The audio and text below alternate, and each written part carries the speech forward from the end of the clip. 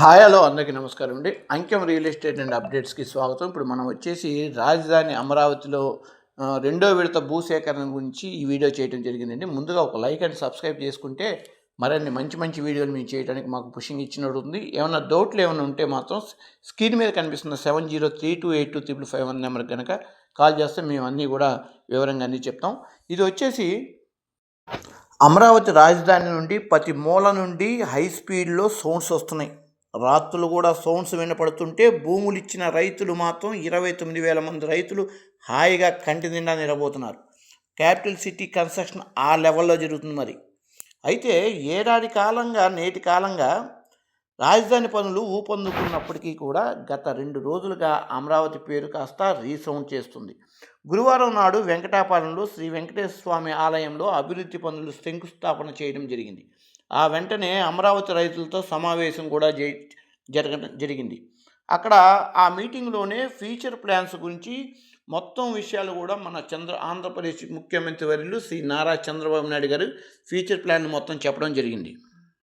రైతుల్లో మీటింగ్ అయిన తెల్లారి అమరావతి ఆర్థిక నగరి పురుడు పోసుకుంది. ఒకసారిగా 15 బ్యాంకులు ఆర్థిక బ్యాంకులకు శంకుస్థాపన చేయడం జరిగింది. ఓవరాల్గా అమరావతి నిర్మాణంలో మరో సేల్ మొదలైందా అనిపించేలా ఈ వైపు కనిపిస్తుంది. ఏడాది కాలంగా రాజధాని ఒక రూపులోకి వచ్చేసింది అనే అభిప్రాయం అటు రైతుల్లో వినిపిస్తుంది.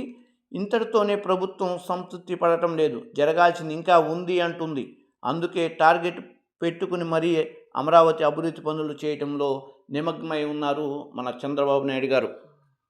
ఇంకోవైపు వరల్డ్ ఫేమస్ ఇంటర్నేషనల్ కంపెనీస్ అన్నీ కూడా అమరావతిలోనే అడుగు పెడుతున్నాయి.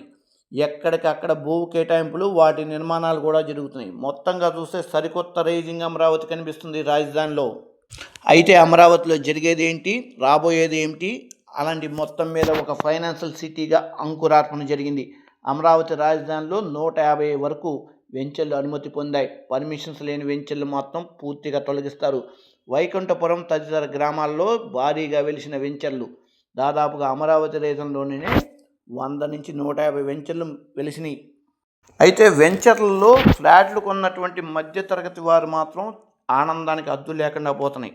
మళ్ళీ విడత భూసేకరణ భాగంగా రాజధానిలో 16,666 ఎకరాలు తీసుకోవాల్సినట్టుగా ప్రభుత్వం నిర్ణయం తీసుకుంది. రాజధాని అభివృద్ధిలో గత 2 ఏళ్లుగా భారీ వెంచర్లు వేయటం జరిగింది రియల్ ఎస్టేట్ ఓనర్స్.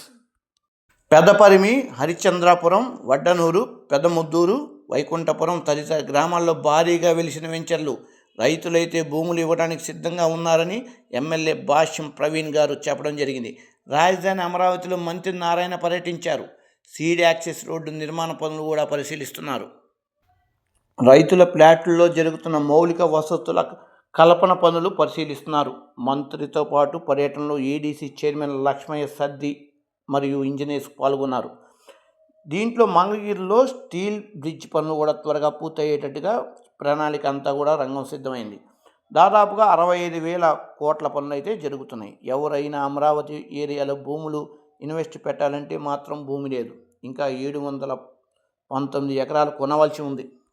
ఇప్పుడే మాకు తెలిసిన న్యూస్ ఏంటంటే వడ్డమాను రైతులతో మంత్రి నారాయణ భేటీ అయ్యారు. ల్యాండ్ విషయం అయ్యే వారికి అన్ని విషయాలు తెలియపరిచి వారి నుండి కూడా అభిప్రాయాలు సేకరిస్తున్నారు. ఇంకా వడ్డమనూరులో